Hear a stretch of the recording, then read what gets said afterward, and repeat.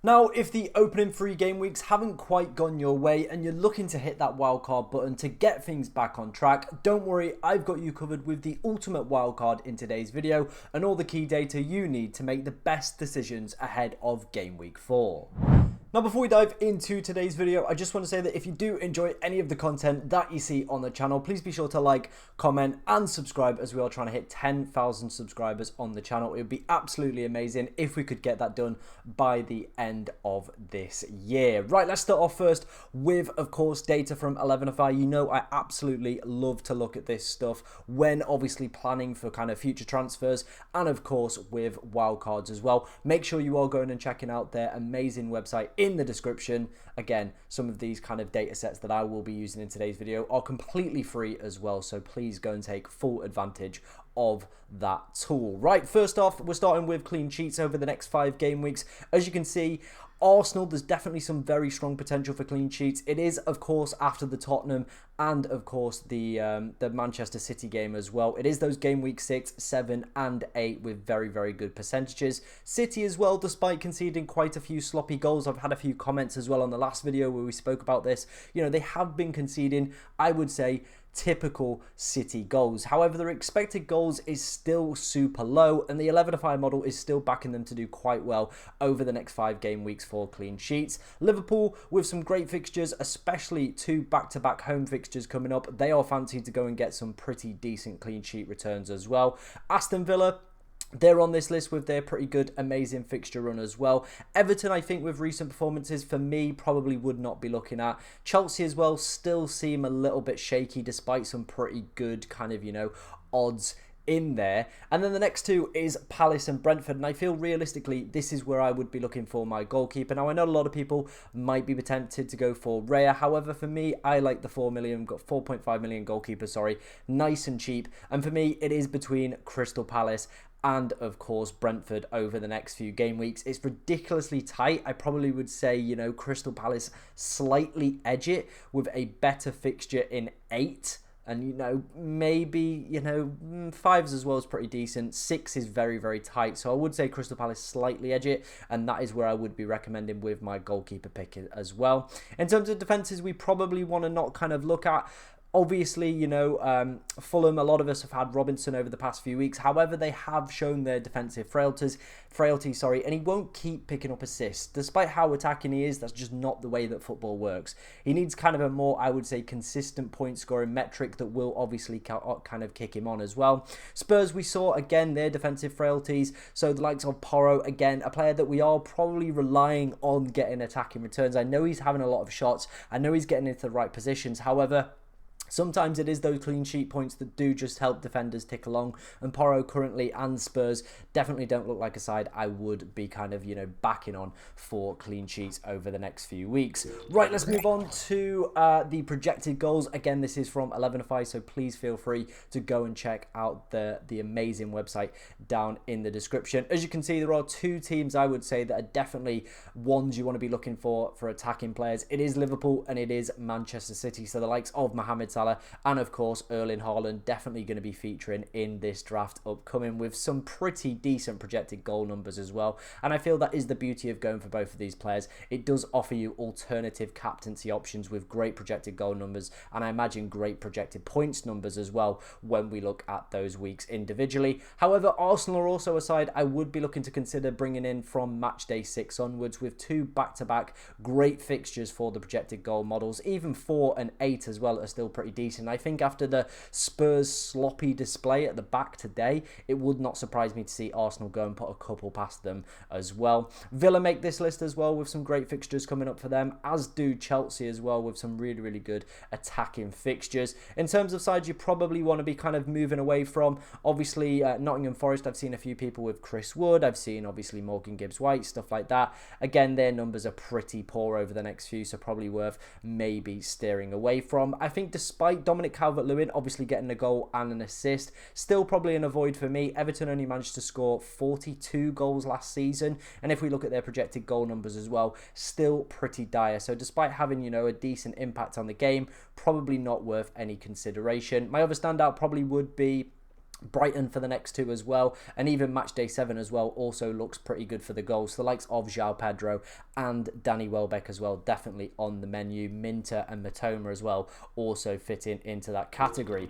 Right, let's take a quick look at predicted points as well. This is coming from Fantasy Football Hub. If you want to go and take a look at this for yourself and all the other amazing features on their website, there is a link in the description, and they're currently running a 7-day free trial as well. So if you're not happy with the services you get, obviously you can just cancel your subscription, or if you want to just have a quick play around, see how it all feels, see how it all kind of, you know, works, then feel free, use the link in the description. Right, let's start off with obviously the Hub Predictor tool. I feel this is a good way of kind of gauging what players we might want to be bringing in over the next few weeks. As we can see, it is the Mohamed Salah and Erling Haaland show in terms of those predicted points. It does have Mohamed Salah over the next 5 game weeks just slightly outscoring him. I think if we look back to those projected numbers as well in terms of goals for the next few weeks, it does bode quite well for Liverpool and Mohamed Salah as well. So he definitely is a player I think you need to be strongly considering. Haaland as well, there were some great numbers in there for projected goals for Manchester City, so he's also going to be, you know, a player I would be heavily considering. Saka makes this list purely down, I imagine, to those game week 6 and beyond fixtures where it is looking rather spicy. He's also got an interestingly good record against Tottenham Hotspur as well, so maybe something to consider on that one. Palmer with Chelsea's decent fixtures as well, definitely worth a shout. I think Eze's also a pretty decent shout as well. He finally rewarded his owners today with a kind of low XG opportunity, however is still creating plenty of good stuff. There's some great fixtures coming up for Crystal Palace as well. Let me quickly look over at my laptop. Leicester United, Everton, Liverpool, Nottingham Forest, Tottenham and Wolves. I'd probably say the only difficult fixture in there where I wouldn't expect anything from him is in that Liverpool game. However, Crystal Palace are at home, so still could do exceptionally well in that one.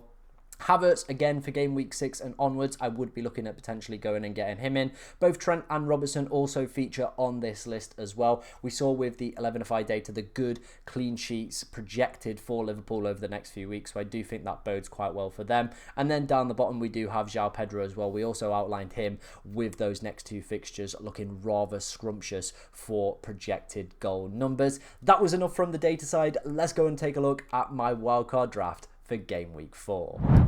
Right, let's dive into this wildcard team then. First off, let's start off with our 2 goalkeeper picks. I feel obviously if you watched the last section where I went through the clean sheet data, you probably know who they're going to be. Of course, it is going to be Henderson from Crystal Palace. As we saw, it was kind of a split over the next 5 game weeks for me with those 4.5 million goalkeepers between him and Flecken. Obviously, with the data, it did just slightly favour Crystal Palace, so that's why we've gone with him. I think, as I've kind of always alluded to this one, goalkeeper transfers for me are meaningless. There's not too much upside in them. I think you just get a little bit lucky sometimes if they pick up a certain amount of saves or manage to keep a clean sheet or save a penalty. It's very much a luck kind of position rather than a skill-based position for me, in my personal opinion. Then, of course, the other goalkeeper is going to be Fabianski. He came on at halftime replacing Areola. We don't know the extent of the injury yet. However, this did happen a few times towards the back end of last season as well, and Fabianski did just randomly start appearing in goal for West Ham United, with Areola, I believe, breaking his finger at one point last season. So again, if that's the same situation, we could see Fabianski getting some pretty decent minutes, and, you know, having a 4 million playing goalkeeper on the bench, nobody is going to obviously, you know, kind of up their nose at that one, to be honest. So no real kind of other thoughts outside of that as well. Right, let's move on into the back line. We're going to start off with Saliba. Now, you might be thinking they've got 2 difficult games coming up, Tom. They've got Tottenham away, then they've got City away. Yep, arguably 2 very, very difficult fixtures, a derby, and then of course playing arguably one of the best teams in European football. However, the City game, I'm expecting very, very limited goals. As we saw from the 11-5 projected goals, it's not favouring either side to go and absolutely smash it. So we could get a very, very close contested, maybe 0-0 or 1-0 in that game, and maybe Arsenal get a little bit fortunate and do come away with a clean sheet. The Tottenham game as well, again, another closely contested one, and the data doesn't actually suggest that, you know, Arsenal are like out of it for clean sheets in terms of that. It is more there for the 6, 7 and 8 where I feel Arsenal very easily could go and keep 3 clean sheets. They've already managed to keep 2 so far this season, and the XG conceded numbers as well have been pretty good over those opening couple game weeks. However, you could obviously take a little bit more money out the defence, maybe go for a Chelsea defender. We outlined them with the 11FI data as well, having pretty decent, numbers. So maybe one to consider on that front. Up next is going to be Rico Lewis. Obviously, he was what we were expecting Gvardiol to be. He's kind of playing in this more forward advanced positions. Picked up an assist yesterday. Very unfortunate against Ipswich not to have got a goal. And we also saw him stay on the pitch when Kyle Walker came on as well, which for me is a big plus. It shows there's a lot of trust from Pep Guardiola, and I think for 4.6 million, if he can manage to continue to play the amount of minutes he's done so far over the opening course of the couple game weeks, could be a great steal, could be a great pickup. We've saw from the 11FI data and historical data as well with Manchester City. Usually they are one of the best teams under Pep Guardiola for XG conceded, so will keep clean sheets. I know obviously they've been conceding a lot of sloppy goals. That won't happen every single week. Some weeks they will keep clean sheets. Now again, they do have that Arsenal fixture in, of course, game week 5 that does look a little bit disappointing. Newcastle away, after the recent performances we've seen from Newcastle, would not surprise me to see City go up there and win. Then it's Fulham, Wolves and Southampton and Bournemouth. Obviously though, the big point is Champions League football. That does start after game week 4, so we might see a little bit more rotation. Pep Roulette could come back to bite us on the arse with this one. Next up is going to be Konate.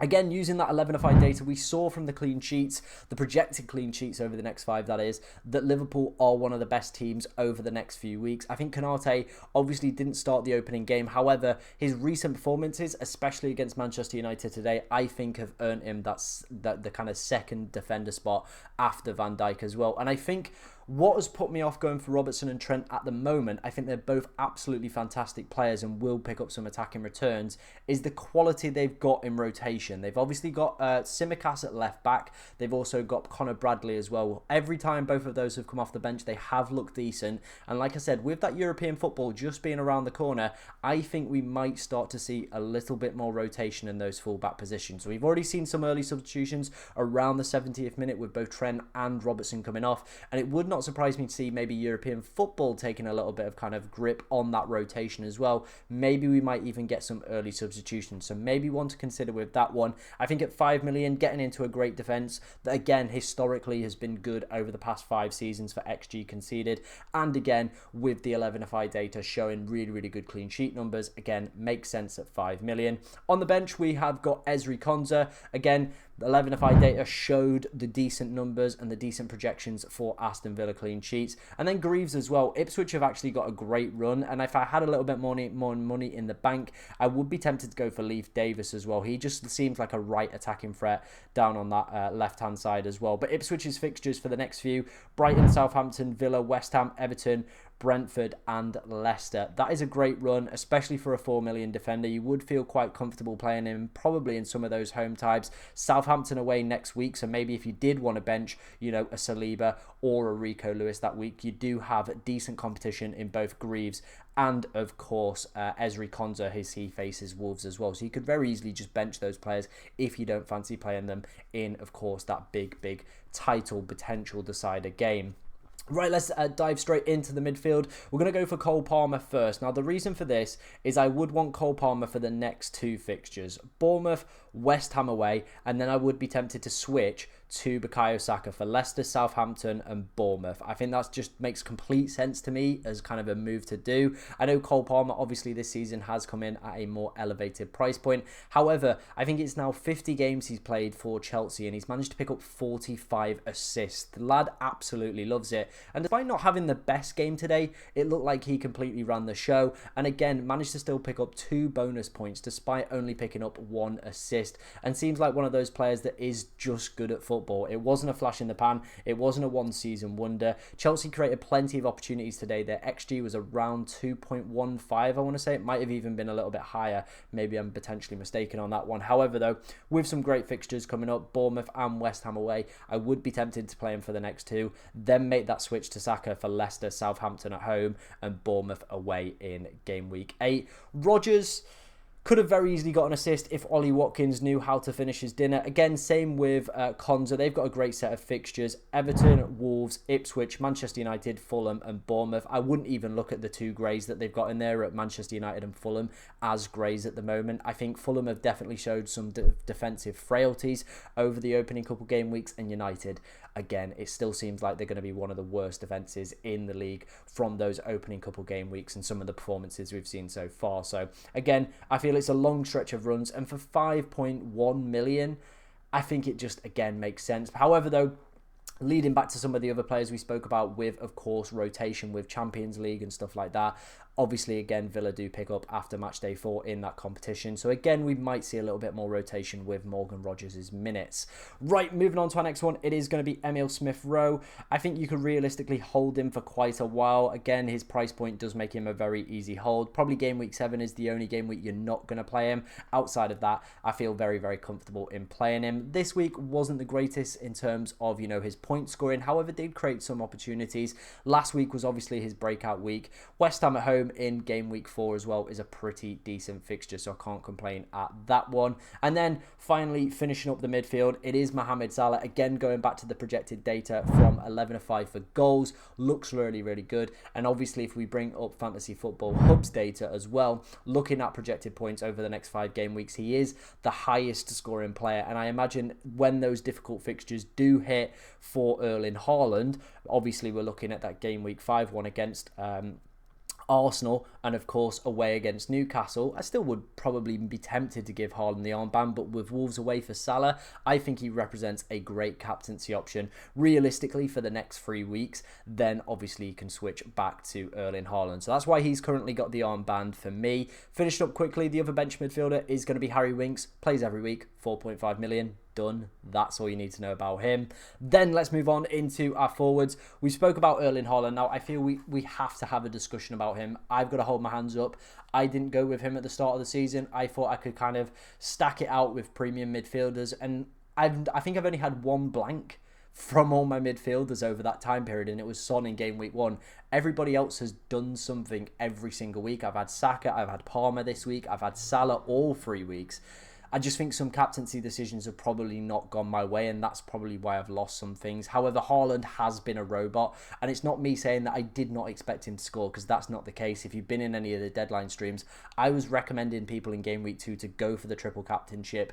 Jake, who is my co-host on some of the preview streams we do, actually did it off the back of my advice, and it worked wonders for him as well. And if we look at this week as well, I was saying to people in my deadline stream, I still think he is the best captain for this week. Now, I wasn't expecting him to go and get back-to-back hat-tricks. That is not the case, and that is something I think going forward as well will not continue to happen. It's just not possible in football for a player to continue to batter in hat-tricks every week. I still think he'll be a very, very consistent scorer. However, I would expect with Champions League football coming around the corner, there might be some early substitutions. I think as well the next 2 fixtures are a little bit more difficult than people are obviously giving props to. If you look at recent records between Brentford and of course Manchester City, 2 seasons before, Brentford actually did the double over them, and then last season was the only season that Haaland actually managed to score against Brentford, only getting 1 goal. So I think he's played them 4 or 5 times in the course of his Premier League kind of stay,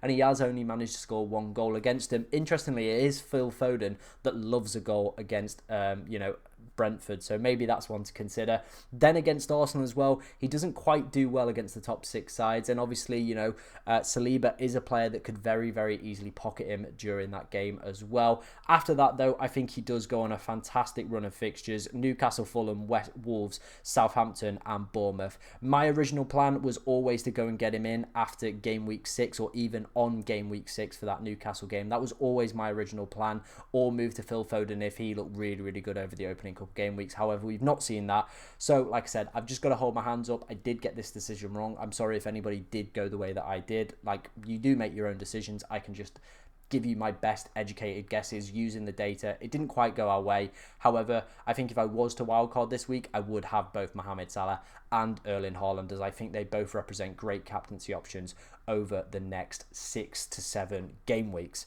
Right, let's move on to our other forwards. First up is going to be Kai Havertz. Now, I think if I was not to wildcard, The plan would be for me would be to hold Alexander Isak. Now, he got his goal today, didn't look great, but he just got his goal. That might just give him that little bit of confidence, might give Newcastle that little bit of confidence. They've managed to pick up 7 points over the opening 3 games, despite not really looking good. So maybe this win today against a big side in Spurs might just give them that little bit of a click, get them back in gear. They've got Wolves away, who've looked pitiful over the opening few game weeks, and then Fulham away. We've obviously spoke about their defensive frailties as well. So Alexander Isak could be a decent hold up until game week 6. Then you make that switch to Kai Havertz with Leicester, Southampton and Bournemouth, like we spoke about with Bukayo Saka. However, he's looked great over the opening set of fixtures. I could very, very easily see Arsenal scoring away at Spurs, probably maybe even a couple of goals as well. The Manchester City game might be one just to potentially rule out on that one. That is why I'm saying I think I might be tempted, if I was to wildcard, to stick with Isak for the next 2, then of course make that switch over to Kai Havertz. Then finishing up, it is going to be João Pedro. He's done extremely well over the past few game weeks. He is as well the highest player for projected points according to Fantasy Football Hub's model over the next few game weeks for all Brighton players as well. So definitely worth considering. Again, looking back to that 11FI data for projected goals as well, we saw that Brighton were one of the best teams over that period on penalties and has just looked really, really sharp for 5.6 million. So I think could be a great enabler for your side. Let me know what you think about this wildcard draft. Is it correct? Is it not correct? Let me know down in the comment section below. If you've got any questions about your team as well, get them in, as I will try to answer every single question I possibly can. But thank you very much for watching today, ladies and gentlemen, and good luck in game week 4.